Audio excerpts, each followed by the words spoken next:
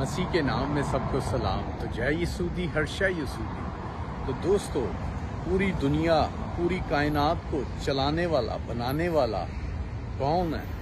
وہ گاڈ ہے، قدوس ہے، رب الفاظ ہے۔ تو دوستو، گاڈ اور رب،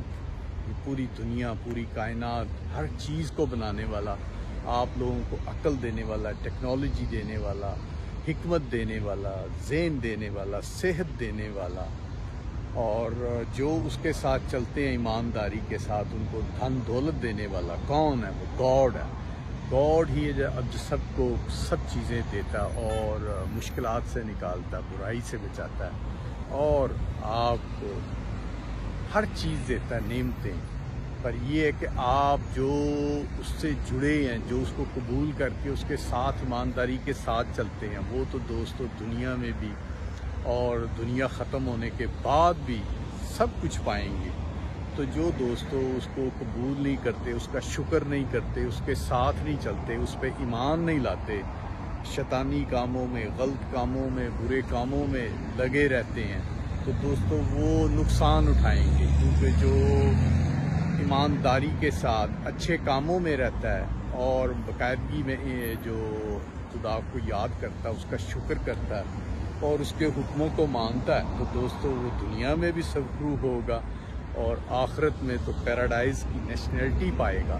تو دوستو، جن دوستوں نے ابھی تک اس کو قبول نہیں کیا، باپ اور بیٹے کو، گاڈ اور جیزس کو، یسوع المسیح کو قبول نہیں کیا، ان کے پاس ابھی ٹائم ہے، کیونکہ ٹائم جو ہے وہ کسی بھی ٹائم ختم ہو سکتا ہے۔ کہ جیسے گاڈ دنیا کو چلا رہا ہے، دنیا کو بنایا ہے، ہر چیز کو، آپ کو، مجھ کو، جانداروں کو، پیڑ پودوں، ہر چیز کو بنایا ہے، اور دوستو وہ یہ ٹائم ایک بنانے کے بعد مٹانے کا بھی ٹائم ہے، وہ یہ ہے کہ مسیح کی دوسری آمد کسی بھی ٹائم ہو سکتی ہے،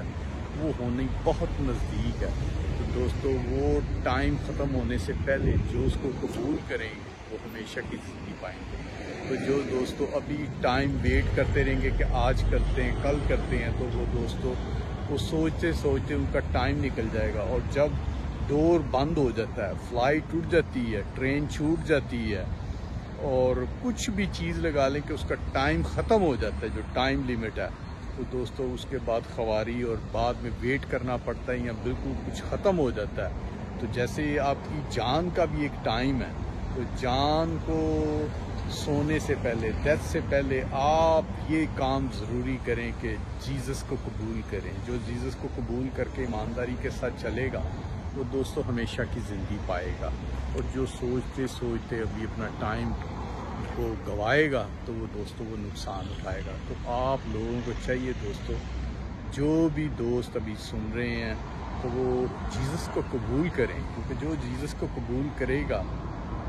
جیزس بیٹا ہے گاڈ کا، اس کو قبول کرے گا، وہ ہمیشہ کی زندگی پائے گا اور زندگی کا تاج اور پیراڈائز کی نیشنلٹی پائے گا۔ تو دوستو، پریز دی لارڈ، جے مسیح۔